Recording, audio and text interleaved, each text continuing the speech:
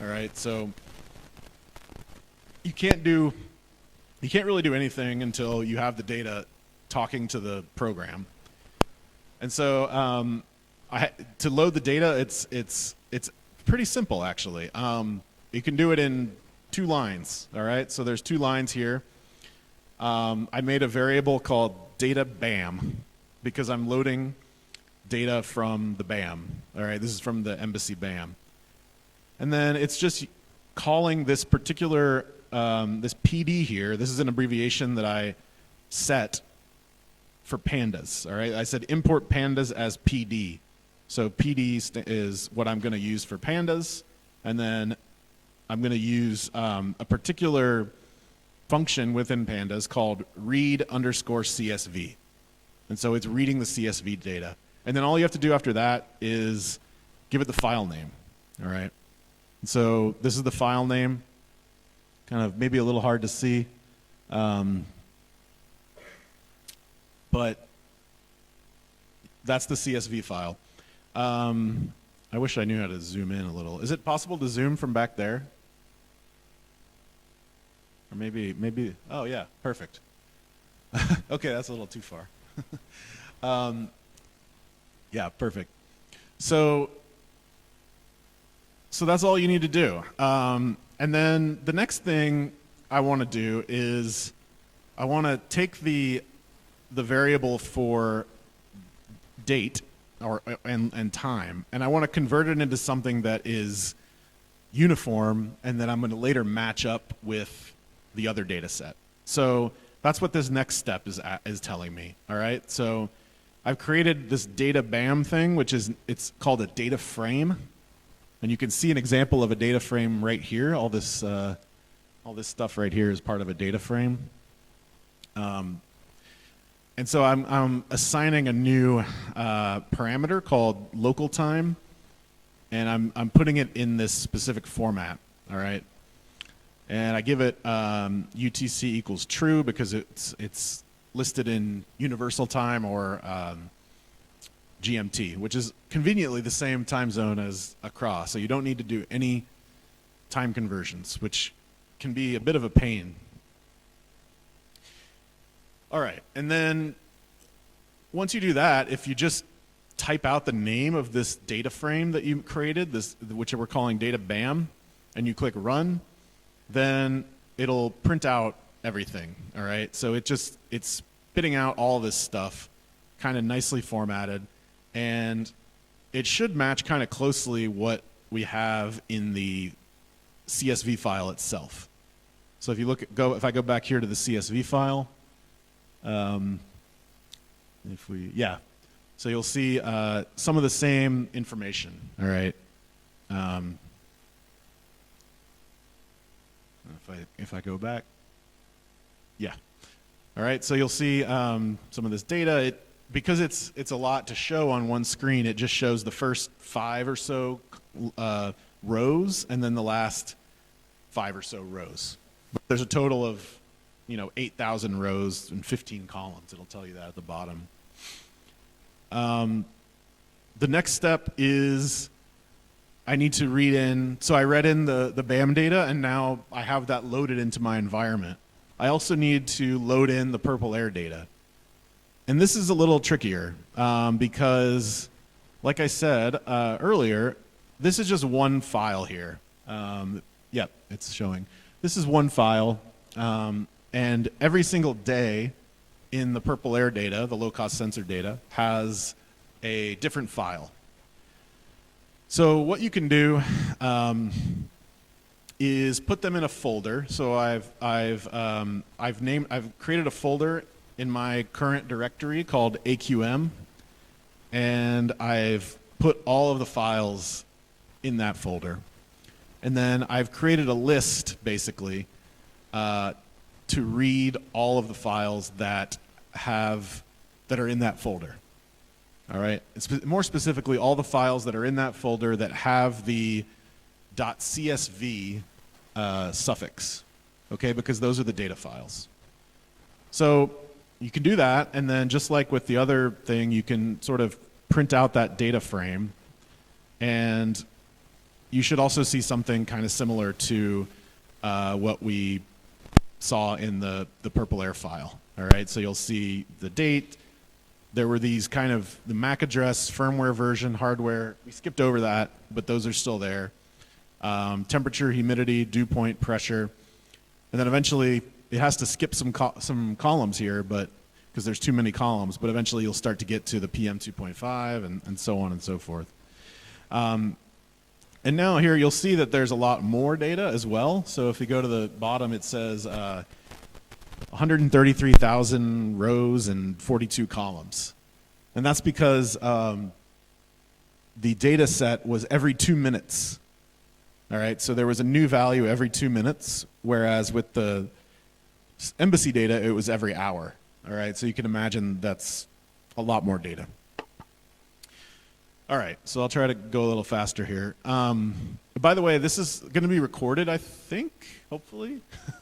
Yes, thumbs up. So if I would suggest that you can go back and look at it, and I can also share this notebook with people if they want to try it out on their own. And I can share the sample data as well, because that data is already published. So the next thing that we're doing here in this next cell, we have a problem with purple air data sometimes, and this is true of a lot of low-cost sensor data. There's some issues, like there's maybe a stray character somewhere that gets into the data, and the computer, unless you tell it specifically what to do, it's looking for a very specific format of characters to read in. So if it encounters something it's not expecting, it's going to break, and your code's not going to work. So this is kind of what I'm referring to here is called like data cleaning. All right, so you have some data and it's got like a missing value somewhere, or it's got a character that shouldn't be there. You need to do some data cleaning. All right, so what I've done here is there's a couple of, for whatever reason in this purple air file, there's a couple of characters that include these. There's a couple of columns and rows that include these characters. So I'm going through and I'm basically deleting those characters. Okay? And then the next thing I'm doing is almost the same thing I did with the BAM data. I'm converting the dates into the same format. All right, so that's what this date time thing is. It basically changes whatever this data format is here in this 2020, 08, 03, the letter T, and then 0, hour, minute, second, and then the letter Z. It kind of converts it from that ugly format and puts it into something nice that is also happens to be the same thing that the other data set is in. All right. So once you have those things taken care of, you can just start making plots right away. So you have all the data read in. You have these nice clean data frames. You can go and you can just make a plot. All right. And so here I've this first block of code here. I probably should have split this up into multiple blocks, but I've asked it to make me a scatter plot, and I've asked it to make me a scatter plot of the time versus the purple air PM 2.5.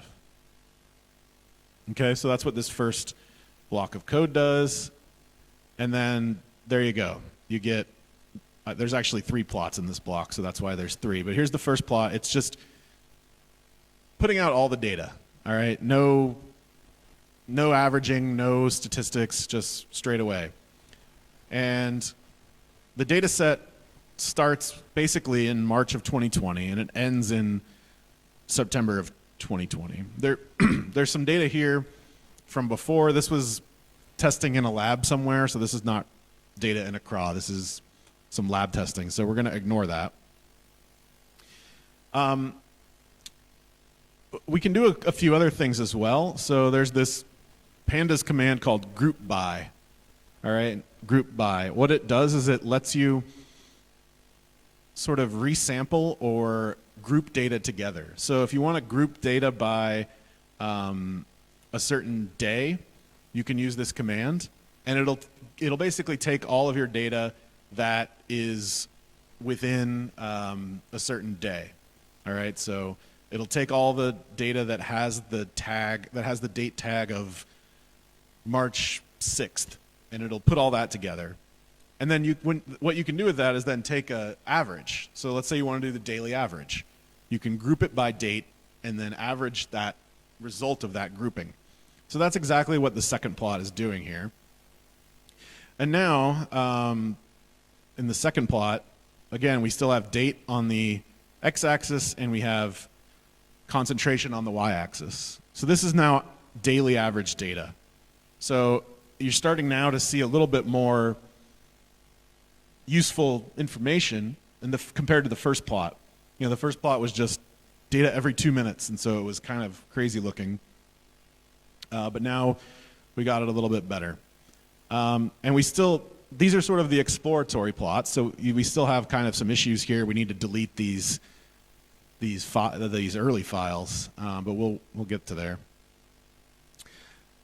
You can also group it by hour. So you can say, I want to take all of the data that has the hour tag of 4 a.m., 4 in the morning.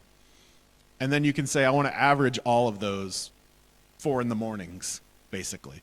And I want to average all the 5 in the mornings, and I want to average all of them for all 24 hours.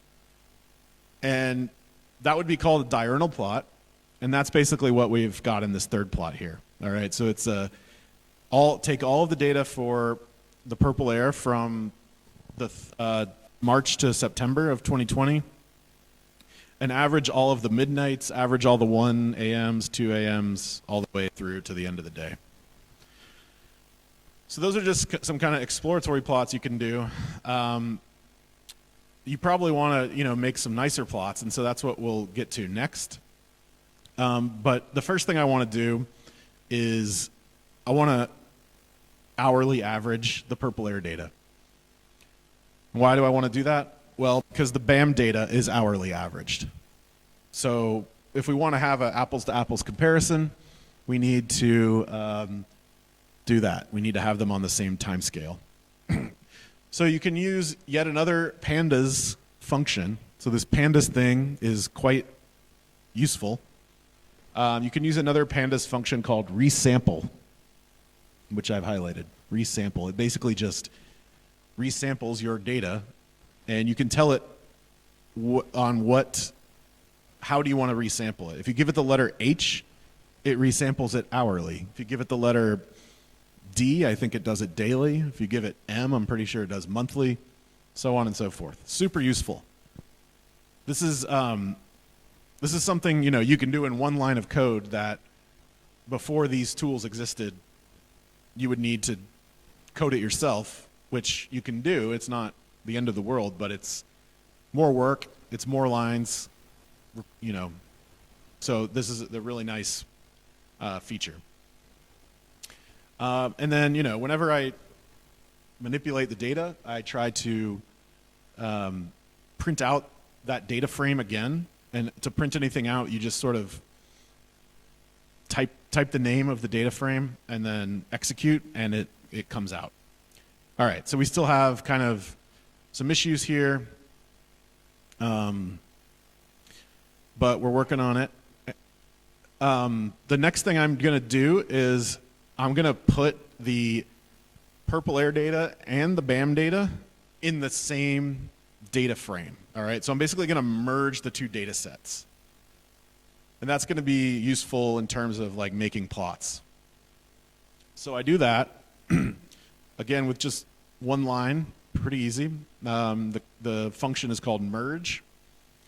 And so you merge two data sets, and here I'm merging this data BAM, which is the BAM data, with the hourly purple air data.